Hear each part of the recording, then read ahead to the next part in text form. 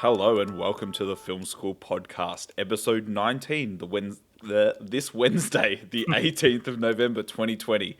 My name's Adam and I'm joined by a fabulous crew of podcasters.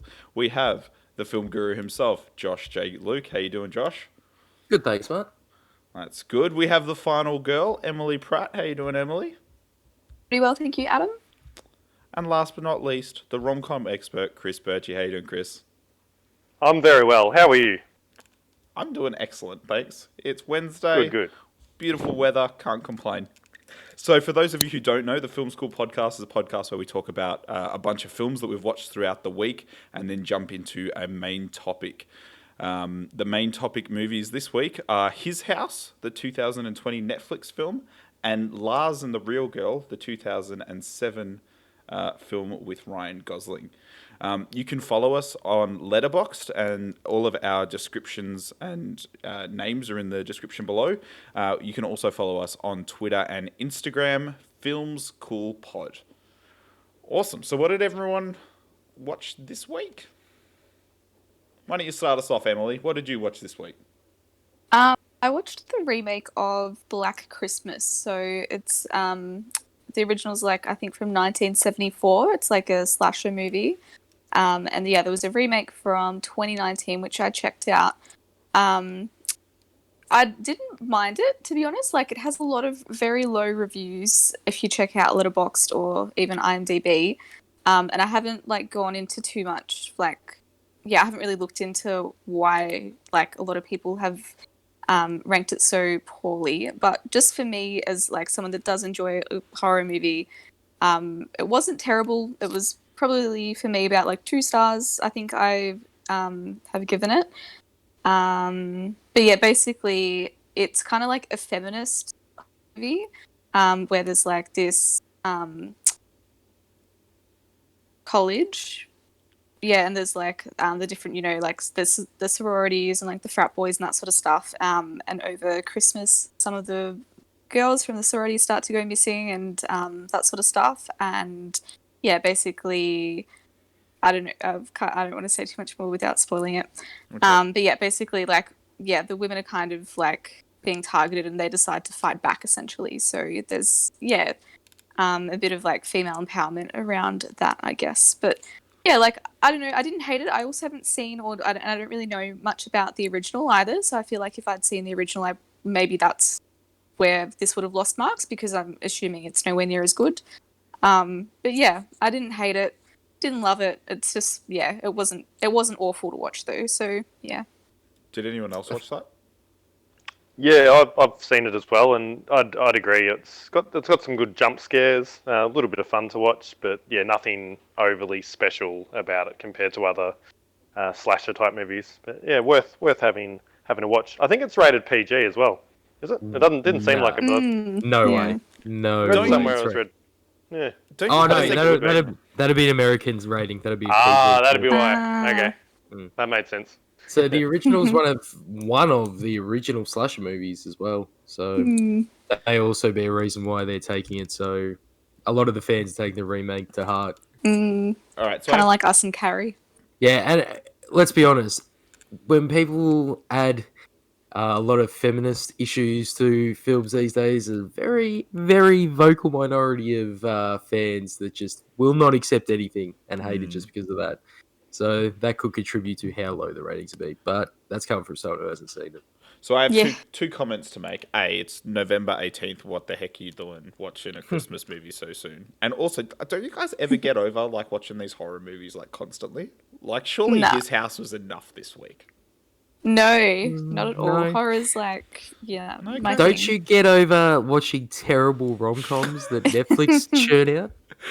I don't know if you saw my letterbox this week, but I watched some doozies. And actually, maybe I'll talk about it now. So this week I watched a movie called Love, Rosie, starring. Sorry, just let me pull it up because I can't even remember. Lily Collins and Sam Calfin. And essentially the premise is they're two best friends that grew up together, and right as they're about to go to college, there's some romantic interest between them, but they planning on going. They're English and they're planning on going to college in America. They have this big argument, and it turns out that Rosie is pregnant with a kid. So she decides, well, she doesn't go to college, but she doesn't let the best friends know. And the best friend's not the one who knocked her up; someone else did. And it's just like this like tale over their lifespan. And it gets to like the point where like she has the kid and it's like 12 years in the future and they don't like age her or anything. It was actually not, it was a pretty good like romantic story. And I think that I liked it more than I like most other well, I really like rom-coms, so maybe I'm not the person to ask or say this, but I think what I liked about this is it's very grounded and realistic. Like they can never like match up the times where they're both single or they're both like trying to benefit each other's like lives. They're always like in two different places with like relationships and stuff like that. And in the end, like, I don't want to spoil it, but it was quite well done. And I think I enjoyed it more because they were British rather than it being American. Or I haven't seen it, but I've just looked it up on Letterboxd. Is there a chance you liked it more because it's a better movie? Because the scores on Letterboxd, it's pretty good. Yeah, it's a pretty darn good like rom-com. Like, and I think that it's because it's so realistic. Like they don't, as in like the love story is not just like really artificial and like they're going to be in each other's lives for the sake of being in each other's lives. No, it's like they just email each other throughout their lifestyle and like they catch up a few times but then things aren't working out. It's really well done. Well, Plus, it's got a 3.6 average and it's got a higher percentage of fives than I'd expect for a rom-com as well. Yeah, so that's love. And surprisingly, you, with your rating system where 5 is one of the only 3 options, haven't given it a 5. No, because it wasn't a 5 worthy. It was definitely a 3. I enjoyed it. I didn't like think it was the best thing ever. No, that's fair enough. I just find it funny that for a movie with a high percentage of 5s in a genre that you stand, you still haven't gotten around it. I actually don't know if there'd be any rom-coms I consider a 5. I think like as soon as you're in that category, you're automatically a 3. But what about Notting Hill? Notting Hill will be a 5, surely. I actually haven't seen Notting Hill. What's the other one? What's the other one, Chris? The one Love Actually, it's really good. 4 Weddings and a Funeral. 4 Weddings and a Funeral, yeah. It's good. I don't know if it's a 5 though. On your scale, I could see a 5. I feel like it's a 5 on your scale. Like you'd give it a 4 or above on the normal scale. I haven't watched it in years, so I'd have to like rewatch it and let you guys know. All right, Chris, what did you hate movies now? I don't. You just like to be like, yeah, that was a great movie. Excuse me. No, that's fair enough. No, we'll get into it a bit later because that makes sense. All right, so I watched Bohemian Rhapsody, which is a Freddie Mercury biopic, and watching it, I was like, this movie is awesome. The music, the soundtrack, the drama that was created, I was really, really enjoying it. Until I decided to fact check a few things. So I'm like, wow, this is how this happened. Whoa, that's awesome. There's so many things in it that aren't chronologically correct. Like, for instance, the way the band meets, it's not correct. When he unfortunately is diagnosed with AIDS, it's incorrect timing. Like it's in the movie, it says it's just before Live Aid occurs, and that's why they get back together. But it wasn't why they got back together. And it was just all these things that came together that made me go, wow, this movie could have been, like a 4.5, maybe even a 5, because I love the music. Queen's music is epic. And the actor, I don't know the guy's name, he does a really good job of portraying him. They might have done the overbite a little bit too much, but he does a really good job. And yeah, I was just quite disappointed by the lack of accuracy in it. So yeah, lost a couple of marks, or mark and a half pretty much just for that. So I'm not sure if you guys have seen it, but yeah, well, I was a massive Queen fan growing up and into my adulthood too. And I had a pretty good knowledge of Queen's career before I saw this. And I fucking hated this movie for that reason. Like, everything that was happening, like, I get that if you had no sort of prior knowledge about Queen, that this could come off as a good movie. Because watching it, it's a fairly well-made movie, fairly well-made biopic, good performance, but just everything that happened, I was like, that makes no sense. Changes the complete context of the way these characters are perceived. And Yeah. like they make Fred to be this massive egotist within the band as well as in real life, where it was more just in real life. Like Yeah. within the band, they never really had much conflict, which they add into the movie. They add in heaps of conflict for no reason. The fact that they get back together for Live Aid was not factually accurate at all. They just come off touring like 2 months before. They never broke up. And yeah, there's just so many things that are wrong Mm, that they changed for no reason. I completely Mm. agree because it was like watching it, and then I was like, oh, let me actually fact check what I'm watching because I don't actually know all that much about like Queen as a band, and I was just so disappointed because then I like once I started, I like couldn't stop because it was like, oh well, is this actually real or have they just like dramatized this as well? So I think that took away a lot from me. And then to top it all off, at the end, the actual Live Aid concert, I like afterwards I was like, oh, I want to check out like the actual concert now. So I like watched some of that on. Why did they not just use this footage instead of remaking it? I Yeah. mean, I don't know. the greatest live performance of all Yeah. time. Yep, legit. They definitely should have. They could have just done the start part and then just crossed to it, or even at worst split screen it. At worst have the two going. But yeah, I agree. They definitely should have just used the Live Aid footage. And It's weird to add, choices.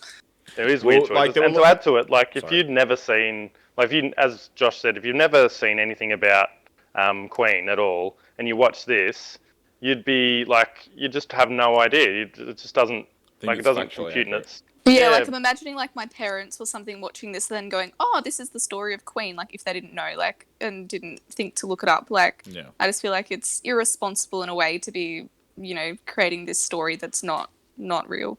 I'm not going to especially get. a biopic. Biopics should be fairly accurate. They shouldn't obviously they need to change things to make it watchable, but they shouldn't like disperse or change the truth that much. Well, I got to. Oh, go at it. Sorry, I was just going to say that like I know that this movie had like a lot of trouble in development because it was Bryan Singer who was making it, and then like all those accusations came out, and then I was just going to say that like I think the best thing that came out of the movie, like while I agree that like it would be way better if it was factually accurate, I think that them remastering that soundtrack and watching it in IMAX was really good. Yeah. Okay, I'll say two more things about this movie. So Rami Malek won the Oscar for Best Actor. Didn't really think that he deserved it too much because I feel like he's acting just straight up imitation. Because he was very, very, very, very good in the role. Don't get me wrong, but he was just imitating the whole time, which was great for the role. But I just don't think it should be rewarded with the highest in brackets. But like that that year of movies, like I don't. That's true. You always got to consider what it's going up against. Yeah. But in terms of like the realism, has anyone seen Rocket Man? Yes. Yeah. Okay, Yes, I think so. I didn't like that, but actually, it was better now that I think about it. It was better than I remember. But at least with that, they didn't present it as if like this was the story. Like it was quite clear early on that we were presented with a dramatized sort of fun musical. Whereas this one, you're like, oh, this could be the story of Queen, and just get completely wrong facts. Yeah, I'm just looking here. Like Bradley Cooper was one of the other contenders. So was William Dafoe, Viggo Morrison, and Christian Bale. Sacha Baron Cohen was nearly Freddie Mercury, wasn't he? Ah. That would have been good as well. Yeah, that would. mean, I'm not saying anyone would have done a better job than Remy because Remy was fantastic. I think he did a fantastic job. Yeah. Yeah, he did. Yeah. Just imagine Queen in a mankini. It would have been. I think go into the Glory. movie, go into the movie knowing that it's not factually accurate, but just enjoy the music. I think I've got a better thing. Just go out and find Queen live at Wembley and watch that instead. It's a better Isn't time. that such a good time? Oh, that's like Just watch that instead. Like you just watch this movie for the music anyway. Go and watch the music. Wembley Stadium. That on a good surround sound system is the first thing I always try. Oh, such a good time. All right. Anyone watch anything else that they really want to mention? No. Nah, all good.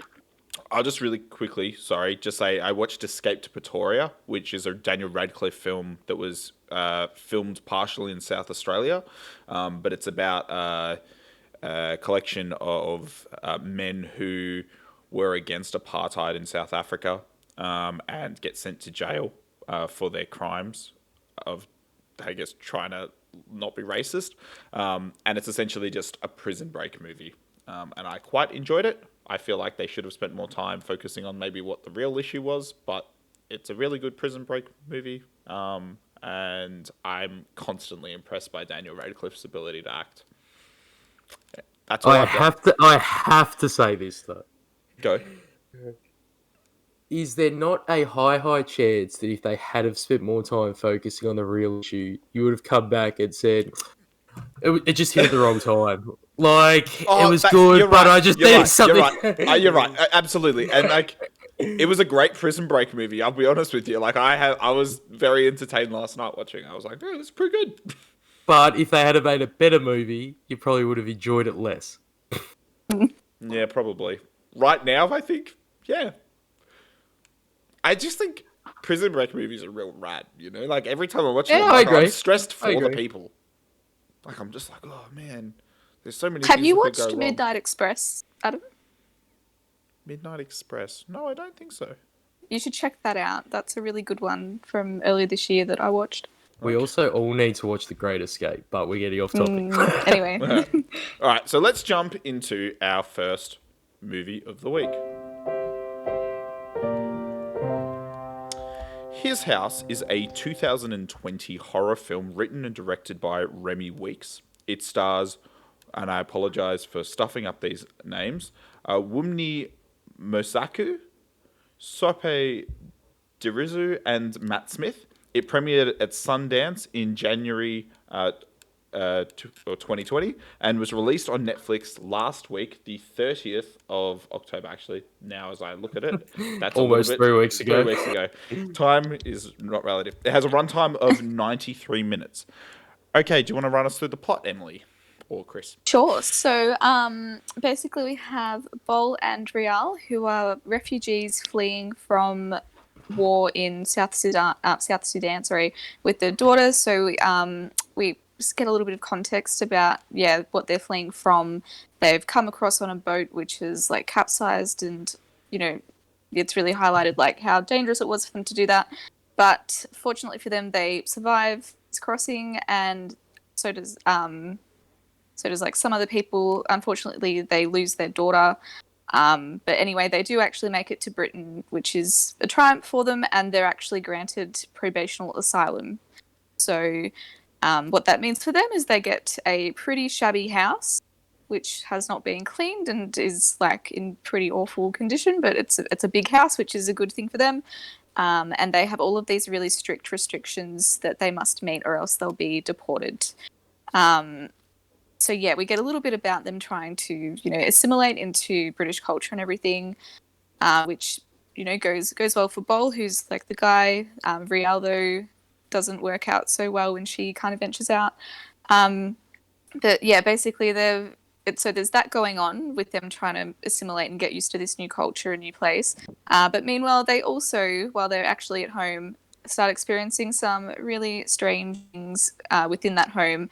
And they see visions of their daughter and a ghost-looking weird man, I guess, who kind of come and go into the walls. So Bol kind of goes a bit crazy and like starts trying to knock down the walls, which is not ideal considering that that's, not their actual house and all that.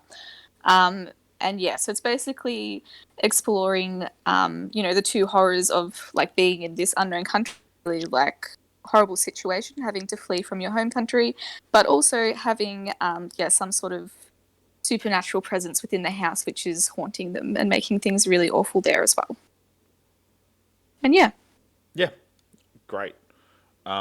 What's everyone's like first impression, like or impressions of the film? I actually just quickly might want to say, if you haven't watched His House and that rundown was interesting to you, maybe go check out and watch it, because this is going to be pretty heavily spoiler territory. So if you join back maybe in like 5-10 minutes, when we go on to Lars and the Real Girl, which is far less spoilery. All right, go for it.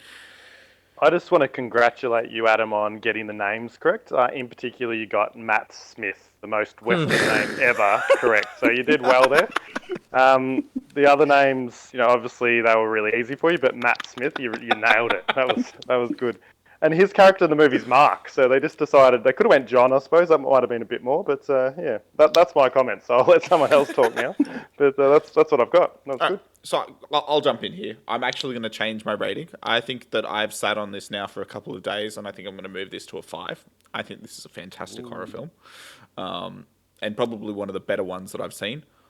All right, just to jump into can we talk about that scary scene in the middle? Which scary scene? They were all terrifying. Oh my god! No, but there's that one bit in the middle where with the lights, and the girl's in the corner.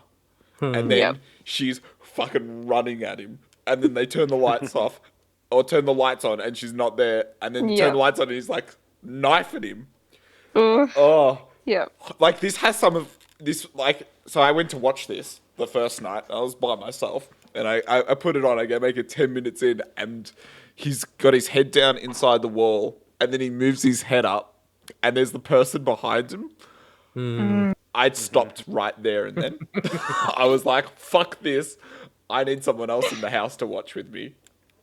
I think there were actual scenes in this where I was watching from behind my hands for parts of it, to be honest. The scene it where wasn't just you. He's looking, so there's a living room, and then there's the hallway, and then there's the kitchen. And he's standing against the wall, and he looks through into the kitchen, and the girl, there's a shadow there who's got its head down, and it's all dark and scary, and I'm like, ooh, that's terrifying. Something's really I'm scared now. Then I don't know what the camera did. I think it pans left and then pans back to the thing, and then the person walks in the hallway. And then I'm like, okay, I'm freaking out. I'm like, I've had enough. This is too scary for me. Then it pans over to the corner of the room and the person's there, and it sweeps towards you, and that's when they've turned the lights on. Oh, man. When I was watching that scene, I was like, Adam's going to be fucked with this. That specific scene, that one there. That one was straight out of a phasmophobia. But I felt like I was in real danger. I think why this deserves a 5, why I think it's a 5 is it had a really compelling story, and I think that once you find out more about the daughter, and the significance of, I guess, their wrongdoing on a personal level, and the demons that they face internally from that situation, I think really elevated it to another level. The horror is top tier, and I think it's also you kind of really feel for the actors were fantastic. Wumney and Soap or Sope, I don't know. Probably Sope. I don't know about Soap. Yeah, I could be wrong. I thought that their expressions and the way in which they give you that situation of being in a foreign location, and that scene with the woman, and she's walking around the town and she's lost and she's in a shitty neighborhood. I don't know. It just sort of really added to the atmosphere. It just really built up the story. And I think it really made it a horror movie in two facets, because obviously you've got the ghosty, spooky stuff, but then just her being lost, her not being able to communicate with people being mean and racist, that I found really horrific as well, and especially because people actually go through that. So yeah. I think. Sorry, can I just quickly say one critique for the whole film was Wumney was haphazardly spending money when he only had £74 for a week. He was going to the hardware store, he was going to the shops and buying all these bags of food, and the whole time I was sitting there being like, this doesn't add up. He has so much stuff for $74. I couldn't live on this a week. It's £74 though. Pounds. Let's remember that. They do get cheap. It's still not much, but yeah. All right, sorry, Josh, you go. I was actually thinking, because when I gave this a 4, and the last few days I've just spent thinking, I'm like, why did I only give it a 4? What makes this any worse than... I was trying to find fault in the movie in my mind, and I couldn't really find any. I think this is really good because all the characters are very realistic. All the conversations they had are very realistic. And I like the fact that they show the plight of an asylum seeker in a realistic fashion. in terms of everyone's sort of addicted to them. Like everyone's not outwardly addicted to them, but there is this level of like, yeah, they do get treated differently, and I like the how the problems that they've sort of the demons of their past they've brought over is represented in the haunting of the house and things like that. And yeah, I felt like they did a really good job symbolically of showing the differences in culture when they were talking about eating the food and just being able to taste the metal of a knife. Mm. Sorry, the metal of a fork you don't eat from a knife. And yeah, I just thought this is a extremely well written movie, and I'm glad people are giving Matt Smith roles because ever since he stopped being the Doctor, he hasn't been seen too much. I I know can't he was remember in anything. he was in one of those terrible Terminator movies. I can't remember which one though. Mm. The one with the girl from Game of Thrones in it, which I think is the worst Oh, one. yeah, if I remember Genesis. correctly. Oh yeah, that's the one. Yeah. What did you think, Chris? Yeah, I really liked it as well, guys. Yeah, all the stuff you've said is pretty much on point. Yeah, there's very super creepy some of the scenes. Those spirits or creatures or whatnot, what you want to call them, they were. Yeah, I was definitely struggling a little bit at times with it as well. So it wasn't just you, Adam. Yeah, and I think the plight of asylum seekers is definitely shown quite well in the movie. There was a fact that I saw about asylum seekers being there's approximately 3.5 million worldwide, so it is something. It's a massive issue for people out there. So it was good for a movie to be showing that, especially a Netflix only movie, I suppose. And I really liked it. I did like the social worker guy, how he did, he was, as you said, there was some points where he wasn't being that nice to him in a sense, but he was quite nice to let them still stay in the house after all the damage, which is probably the one thing I wasn't sure if it would have happened.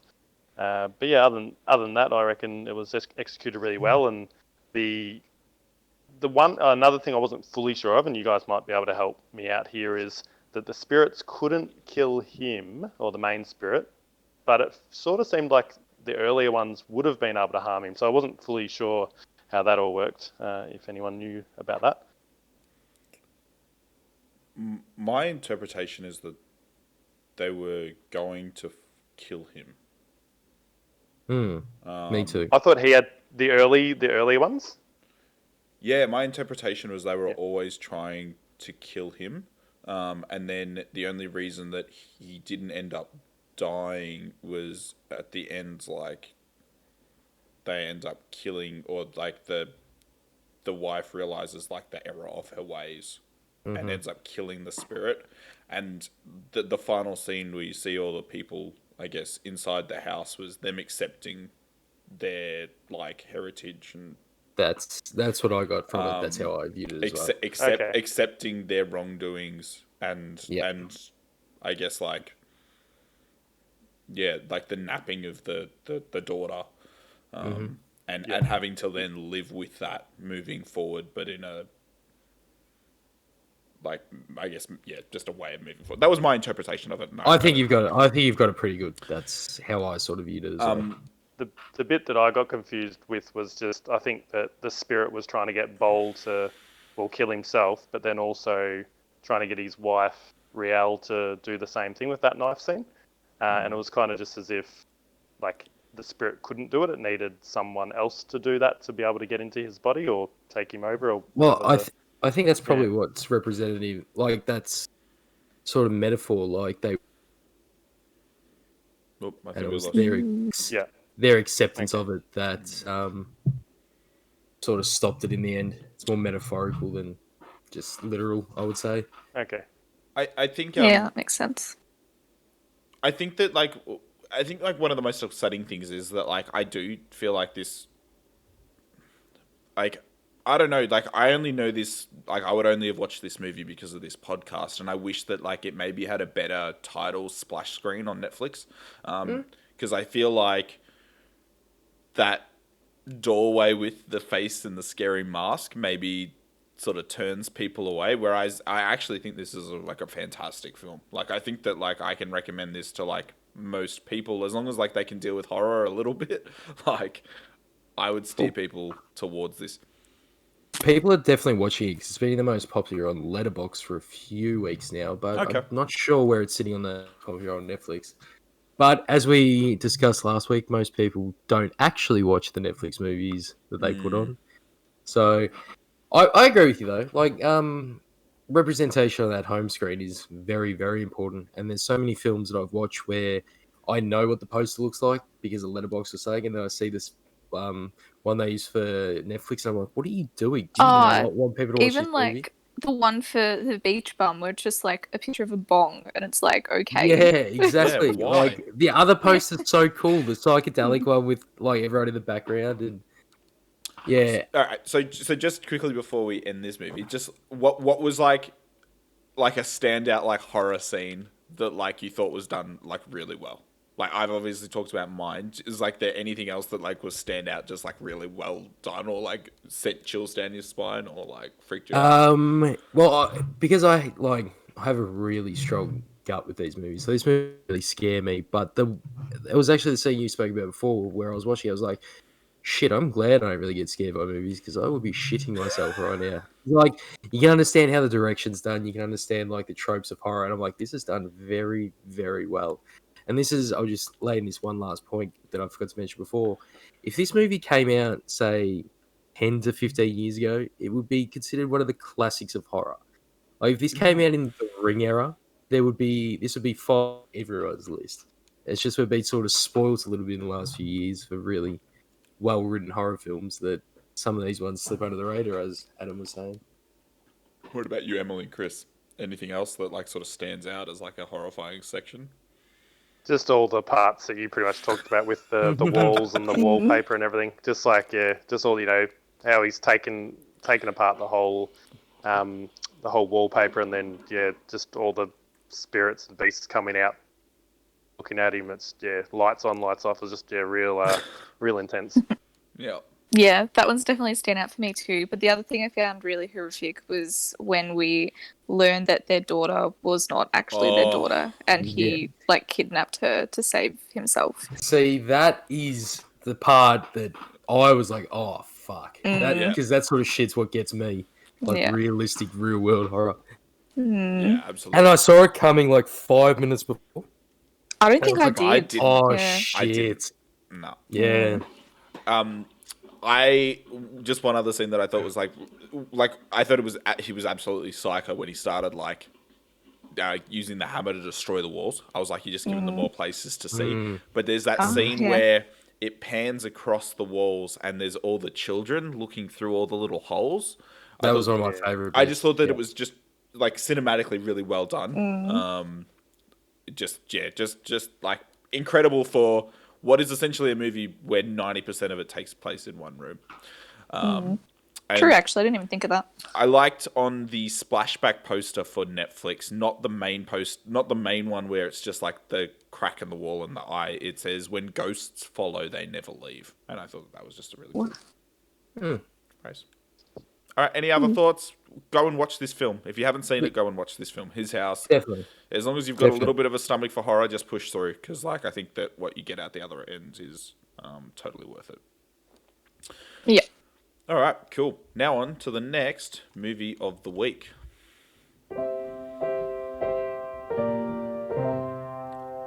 Lars and the Real Girl is a 2007 American romantic comedy drama film written by Nancy Oliver and directed by Craig Gillespie. Gillespie, sorry. It stars Ryan Gosling, Emily Mortimer, and Paul Schrader, among some others. It was considered a commercial failure. It had a budget of $12 million and only a box office of $11.3 million. It has a 106-minute runtime, and Ryan Gosling was nominated for an Academy Award for Best Original. Oh, sorry, the movie itself was got an Academy Award or nomination for the Best Original Screenplay. Ryan Gosling, however, got a Golden Globe for Best Actor nomination, and he did receive an award as the Screen Actors Guild Award for Outstanding Performance by a Male Actor in a Leading Role. I'm glad someone in Hollywood knows what's going on. All right. I would say that probably that just quickly on that budget thing and the box office. I think that the name of the movie really doesn't sell it. I think. Look, when you make a movie like this, are you really the person making it isn't 100% just going for a box office? That's true. Like Craig Gillespie doesn't care if this makes money or not. The studio does. Obviously, the studio wants to make money, but this is quite clearly an indie movie by 2007 standards. All right, Chris, chuck us the plot so that everyone knows what we're talking about. What is the plot for this Lars and the Real Girls? Real Girl. Yeah, so really briefly, it is the main character's Lars. So he is very socially withdrawn, has a lot of trouble socializing with other people and making friends, and I suppose just transitioning from being a young child to an adult. I suppose he's had a lot of difficulties in that. He in a scene, he decides, because everyone's been saying that he needs to have a girlfriend or he should be trying to find a girlfriend, he decides to go on the internet and orders himself a doll, so essentially a sex doll. And you think that the movie's going in one direction at this point, but luckily it doesn't go in that direction and turns into more of a drama where it's all about the town getting around him, about his family getting around him, and for him trying to sort out his, I suppose, personality or social issues that he has that have never been, I suppose, dealt with and you learn that it's from when he was born, his mum passes away. I think it was during childbirth. I'm reading this all off the top of my head. But yeah, it's all about him trying to get over these things that have occurred to him. So that's kind of my sort of plot summary for it. I think back to what I was just saying, that maybe part of the reason why this didn't do as good as, well, the studios would have wanted to is, why would you market this as a comedy? Yeah. Furthest thing Yep. from a comedy I've ever seen. I agree. Yeah. This is a really super heartfelt drama that's about overcoming loss and Community. It's about community. community as well. Yeah, it's community. Yeah. It's about recovering through shared experience. There's so much here and it's such a good movie to watch this a week after we watched Adam's choice of Holiday, Absolutely. where I said this to everyone watching it. It reminded me of a mixture between Holiday and The Voices, yet they went in a completely different direction with everything, and it is a good movie as a result of it, because I hated both those other movies. But they have the whole it starts off, there's this whole concept of, oh, Lars, why don't you get a girlfriend? Lars, you need a girlfriend. That'll make everything all right. That'll bring you out of your shell and all this sort of stuff. And I was like, okay, they played that card. And then the way they took the movie, it was like, no, that was the exact time he needed. Yeah, a lot of other things we'll get into. I'm sure we'll discuss more, but that was my sort of opening impressions. Absolutely. So we're going to go into spoilers again. Yeah. This is a heavy spoiler movie. So all right, let's just jump into it. I'm the exact same. I was so shocked and just loved the way that this whole film was approached. I think that it started out with telling him that he needs a girlfriend, and I think that then it jumps into he shows the doll, and then there was that whole thing where I totally thought that the brother was going to be a dick the whole time, and just be like, Lars, this is so fucked up, this is fake, totally drilled home that the brother is not accepting. But he comes around, and in a way, he's never accepting, but I think that he sees everyone else sort of accept it, and I think by the end of it, they get to the point of the reason why he was a dick throughout it is because he blames himself for his brother's issues, and because his brother's issues have manifested themselves in what he deems a physical way, he's trying to minimize that to begin with because he doesn't want to feel the immense guilt that he feels in general that we get towards the end. And I think just in terms of like everyone in the whole town understanding that this is like a mental health condition and like accepting that, and like I don't know, it was just really sweet. It like Yep. left a good flavor in my like it was. Yeah, I don't know. It was kind of. It was just really touching. I loved it, and I can't recommend it enough. I gave this 5 stars personally. I would have been very annoyed if I had have seen a 3 come up after watching this one. Yeah, I think a lot of the reasons why I don't like films a lot of the time is because of how mean-spirited they are, and this was the furthest thing in the world from that. This is a super, super kind movie. It's a real kind-hearted movie. You'd like to think society would be that accepting of someone in Lars's situation, and I could see it happening in a lot of smaller type towns where everyone knows everyone, like the town that this was done in. I couldn't see it happen in big cities as much, but yeah, it's definitely a very sweet story how the town does get around him and so forth. As much as I'd like to believe that's true, when I was watching this, one thing I was like, yeah, this would never work in real life because people are pricks, to be honest. Yeah. There would be that one guy who would just ruin it for everybody. Yeah. Yeah. And I think, that's my favorite thing about, like, this movie, too, is that, like, in the beginning, I can't remember what scene it was, but, like, it was when I think Lars first kind of, like, had Bianca out with him, and there was, like, someone that noticed it and, like, started saying something. Maybe it was at the party, actually. But I was like, oh, no, this is going to be really horrible to watch because they're going to, like, be mean to him about it. But then they weren't, and I was like, this is really nice and really lovely, and why can't the world be like this? Yeah. I absolutely adored the relationship he had with the doctor. Yes. And the way that the doctor recognized the fact that this wasn't necessarily mental illness, but it was more a mental condition that she realized the way to work through it was to work together with him. And I think as a result, run around the town, like everyone got something out of Bianca. And it was a reflection of themselves. And the doctor has a massive speech about how it was always him. He's doing it's a reflection of himself. And it's interesting to see how, while at the start you think, because humans are humans, that they're all going to be pricks to him about this sex doll thing and make out like he's really mentally ill. But no, everyone sort of does the same thing that Ryan Gosling's character in the end does, and funnels the things that they want to sort of change about themselves or get something good out of Bianca. And it's just, really nice for the community. Yeah, Ryan Gosling's acting skills really shone through in this. Ridiculous. Film. He is phenomenal. He is shockingly amazing in every single scene. I was saying this during watching this film.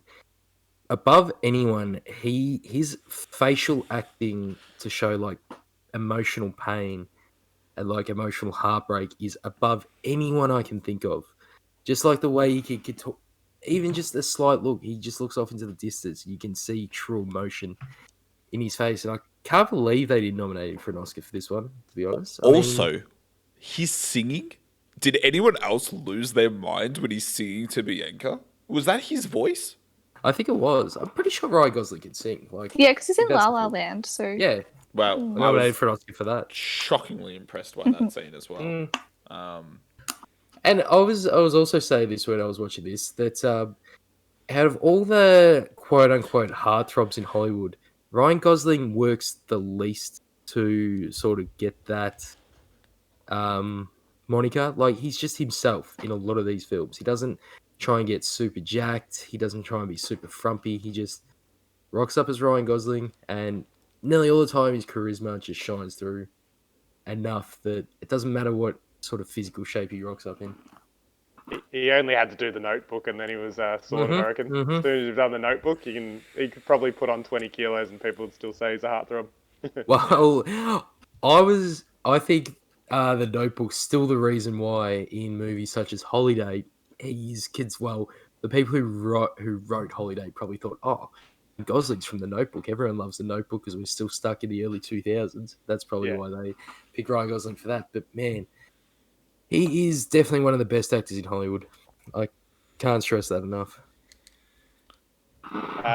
Should we go through a few favourite scenes? I was Yeah, Yeah, going to yeah, yeah, absolutely. go with That's one of mine. yeah. Right near the start when he's just got the doll Bianca, and he's talking. So this is Lars. He's talking to his brother Gus. Yeah, his brother Gus, and he's saying about. So he's saying to him, so, like, how do you know? How do you know when you're a man? Like, when did you know when you're a man to his brother? And the brother's just like there going, trying not to say nothing to do with the sexual relationship. I don't want to say anything to do with that because he's just bought a sex doll. It was an awkward moment. I don't know if you guys noticed. Yeah. I thought that was quite amusing. Where he's just like, I don't want to say anything to do with the doll. Don't Yeah, want to cause definitely anything. noticed that. I thought it was very good too. And then the other stuff I did like was the use of the mother's blanket a couple of times. So sort of representing his, I suppose, mourning or not having dealt with the passing of his mum. And then the other part too was, I think the doll was kind of meant to be a bit of a representation of still being childlike or stuck in a child's mind by, something that's that normally someone younger would buy, I suppose. Not the sex doll part of it, the actual doll type childlike thing. Yeah, and I think that is so. I'll just quickly get into my sort of theory about what this film's about, and because his mother died in childbirth, he never got to have a mother, and he never got to mourn his mother. Yeah. And So the passing of Bianca. Yeah. Yeah, he uses the doll essentially to go through like his childhood, his adolescence, and come to terms with mourning and having to go through the process of death, Yeah. which, would help him mature as an adult towards the end of the film is what, like, I assume everyone thinks is the end game after what happens in the movie. He sort of starts to function more traditionally, I suppose. Yeah. And then he's with the real girl. Yeah. I think my favourite scene in the film is, it's a mixture of two scenes. It's the scene with the doctor where she touches his hands and he feels immense pain and touches his neck. Couple that with the scene of the bowling alley later where he shakes hands with the girl and doesn't feel any pain. That's probably the bit that hit my heart the most. Shows that he's starting to get through his pain in a way. Mm-hmm. Emily, what was your For favourite me, for me, it was just like not a nice, like, serious one or anything. It was just something funny. Like early at the beginning of the movie, before he gets Bianca, the lady at the church, whatever, gives him a flower and is like, "Oh, give it to someone pretty," or whatever she says, and the new girl like says hello to him, just like throws the flower and just like turns around and runs away. That was so good. That was so childlike, wasn't it? And it looked like he was going to give it to the girl. I reckon the girl thought she was going to get a flower, and he's just like, "Nah, I'm piffing that away." That's a great scene. Yeah. And that's what I kind of like, because that was so early. I was like, oh, is this kind of going to be like the tone of it, or just kind of be, like some like funny stuff like this because it's meant to be a comedy? And then I think that's probably like the last funny-ish moment, because I was like, okay, this is just a really like lovely, heartfelt movie, not a comedy. Yeah. Back, I think the film itself carries that sort of humor, not humor, but the sense of humor throughout the whole film without it being comedy. If you look back on that scene after seeing the whole film, it does make that scene even more heartfelt. Yeah. Yeah, I would say that my favourite scene was the one in the bowling alley. Like when like when everyone's just like, Lars is alone, Bianca's out, and it's just like, he's actually like having real interactions with real people, and like you can see that everything's all good with the world. So, yeah. There was a little bit of humour in that scene though too at the end when he says to the girl, he's like, "Oh, I've got it. I don't want to lead you on or whatever it is. I do have, I've got Bianca. I don't want to. Yes. Nothing's gonna happen." I found that so sweet as well, though. Yeah, it's sweet. Yeah. Yeah. I don't have a bad word to say about this movie. Yeah. It's just really, really good. Yeah, I think like if you're up for a good time, like it's on Stan, definitely worth a watch by all accounts. Cool. All right. So what are we watching next week, guys? Well, I think stay on the Goz train and go with the movie that got him an actual Oscar nom the year before this came out, and watch Half Nelson. Keen. Sounds very real good. Half Nelson. What else have we got? And we are also watching The Way Back. And I don't know anything else about it besides it having Sam Rockwell and I think Steve Carell in the title, and then there were a few other people that you guys mentioned, but I was pretty much that's it. The Way Good Back. enough for me. And half You Nelson. say Sam Rockwell, that's good enough for me. Beautiful. Awesome. All right. Well, thanks so much for watching this episode 19 of Film School Podcast. Can't believe we're on episode 19. How the heck have we done this for 19 weeks? You can follow us at, obviously, if you like and subscribe to the YouTube channel, that would be great. Follow us on all podcast services. Our Letterboxd accounts are all in the description below. Please follow us if you want to see what we're watching in real time with all of our reviews. Thanks so much, and we will catch you next week.